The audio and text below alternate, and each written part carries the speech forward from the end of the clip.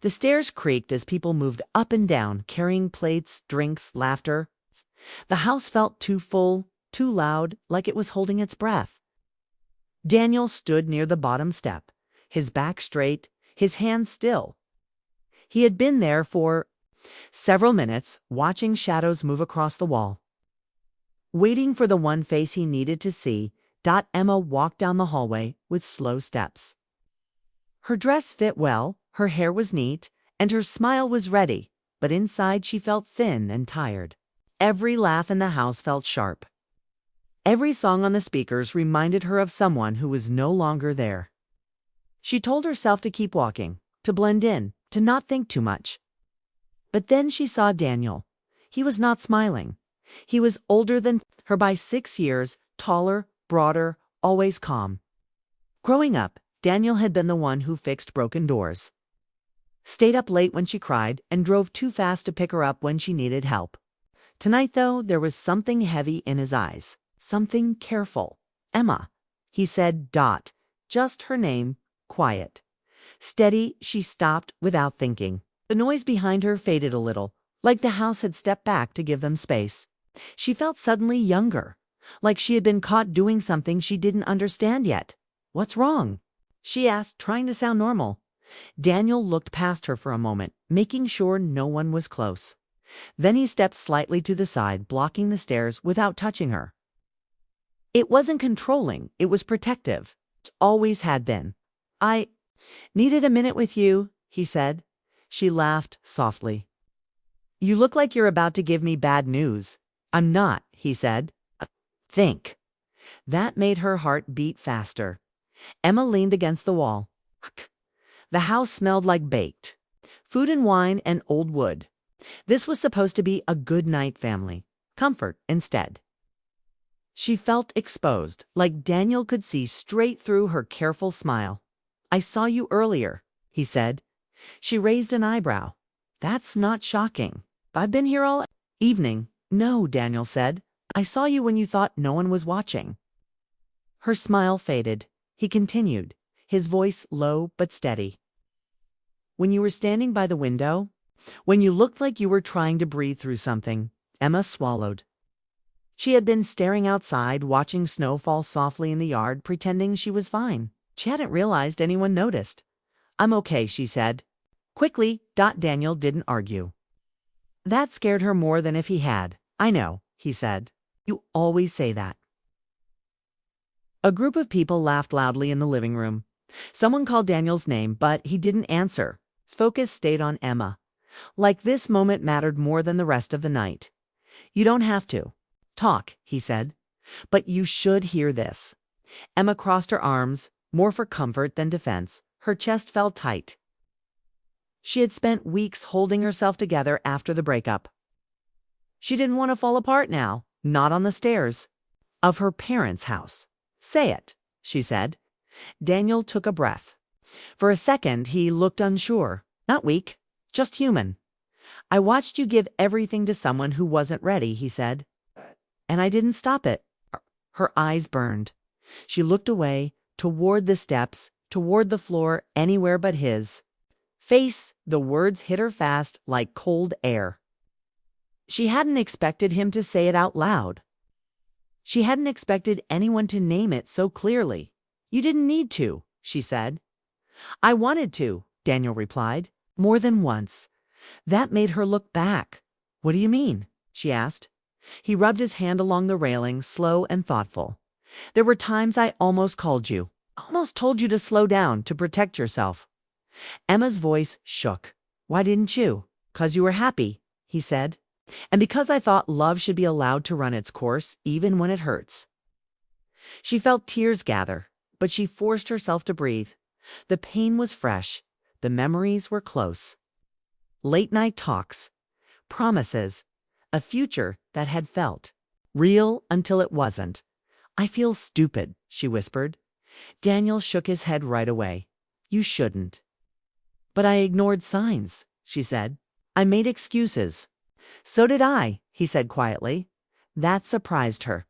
He looked at her with something open in his expression now, something he usually kept hidden. Years ago, he said I loved someone who couldn't meet me where I was. I kept telling myself it would change. Emma stared at him. She had never heard this story. Daniel rarely talked about his past. He was the strong one, the steady one. I didn't want you to learn the same lesson the hard way, he continued. But I also knew I couldn't live your life for you. The words settled between them, heavy but honest. Emma wiped her cheek quickly. I didn't know you went through that. I didn't want you to, he said. I wanted to be the safe place, not another weight. For a moment, neither of them spoke.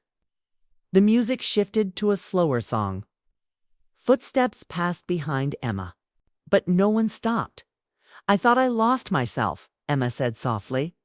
I thought loving him meant shrinking. Daniel's jaw tightened. That's what scared me. She met his eyes again. Then why tell me now? 'Cause you're standing at the edge of something, he said. And I don't want you to think this ending defines you. Emma felt the truth of it sink in. She had come home feeling broken, unsure if she trusted her heart anymore. Daniel wasn't fixing it. He was reminding her it still worked. I waited here, he said, 'cause I wanted to catch you before you disappeared into the noise again. Her lips trembled into a small smile. You always know when to find me. He gave a quiet breath. That almost sounded like relief. That's my job. They stood there, brother and sister, bound not by perfect words but by years of shared silence and care. The stairs no longer felt like a place to fall. They felt like a pause. Emma straightened her shoulders. The hurt was still there, but it no longer felt lonely. Thank you, she said. Daniel nodded once. Anytime. She took one step toward the living room, then stopped, sensing that this moment was not fully finished yet. Something more was coming. Something she wasn't ready to hear, but needed to. The music from the living room softened as the night moved forward, but the space near the stairs stayed quiet. Daniel shifted his weight and looked at Emma like he was choosing his words with care. Not because they were hard to say, but because they mattered. There's something else, he said. Emma felt it before he finished. A truth. A line being crossed not between them, but inside her. I used to think strength meant staying silent. Daniel went on. I built my life around that idea. Work, responsibility, doing what needed to be done, and not asking for much in return. Emma listened closely. She had never heard him speak like this. Not in full sentences that carried emotion instead of direction. But silence can turn into a cage, he said. You don't notice it at first. You think you're just being patient, loyal, mature. Then one day you realize you're alone inside something you helped build. Emma nodded slowly. She understood that feeling too well.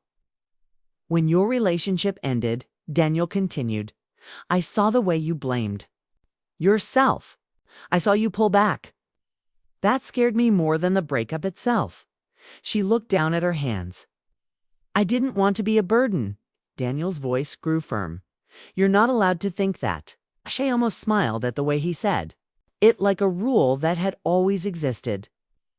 You are allowed to hurt, he said. You're allowed to want more. And you're allowed to walk away when love asks you to disappear. The words moved through her fast and sharp, like cold water. Emma felt her chest open, her breath deepen. She hadn't realized how much she needed someone to say those things without fixing her, without judging her. I thought if I stayed quiet, it would pass, she admitted. I thought if I stayed kind, he'd meet me halfway. Daniel shook his head. Kindness doesn't mean self-erasure. That sentence stayed with her. They moved away from the stairs together and sat. At the small table near the window, snow still fell outside, steady and calm. The world felt far away from the pain she had carried for weeks. I want you to remember something, Daniel said. The way someone treats you is not a measure of your worth. It's a measure of their capacity. Emma exhaled slowly. She had been measuring herself against a love that never fully showed up. She had been shrinking to fit someone else's limits. "I forgot who I was," she said. "You paused," Daniel corrected. "There's a difference." That made her sit straighter. They talked for a long time after that. Not in circles, not in sadness. They spoke about choices, about timing, about how people grow in different directions, even when they start close. Daniel told her about mistakes he made, about years he spent avoiding his own needs because it felt easier than asking someone to meet them. Emma listened and learned. Not just about him, but about herself. Later, the gathering began to thin. Coats were pulled on. Hugs were exchanged. The house grew quieter. Emma stood by the door, watching people leave, feeling lighter than she had when she arrived. Daniel walked her to the porch. "You'll be okay," he said. "I know," she replied. And for the first time, she meant it. Weeks passed. Returned to her life in a small city outside Boston. She focused on work. She reconnected with friends she had slowly drifted from. She began running in the mornings again, feeling her body grow stronger with each step. She stopped checking her phone for messages that would never come. She stopped rewriting old conversations in her head. One evening, she met a friend for coffee. A man stood in line ahead of them, turning around to comment on the long wait. His smile was easy. His eyes were open. There was no rush, no pressure, no performance. They talked for a few minutes, then longer. Emma felt something simple and steady inside her, not fireworks, not fear, just presence. She thought of Daniel's words about capacity, about not shrinking. She smiled and stayed exactly where she was. That night, she called Daniel. "I think I'm learning," she said. He laughed softly. "That's all any of us can do." As the seasons changed, Emma's heart didn't harden. It widened. She allowed herself to want again, but this time without losing herself in the wanting. She trusted her instincts. She honored her limits. And every now and then, when life felt uncertain, she remembered the stairs, the quiet pause. And the brother who stood there not to control her path, but to remind her she was never walking it alone. The shock had not been in his words. It had been in the truth they unlocked.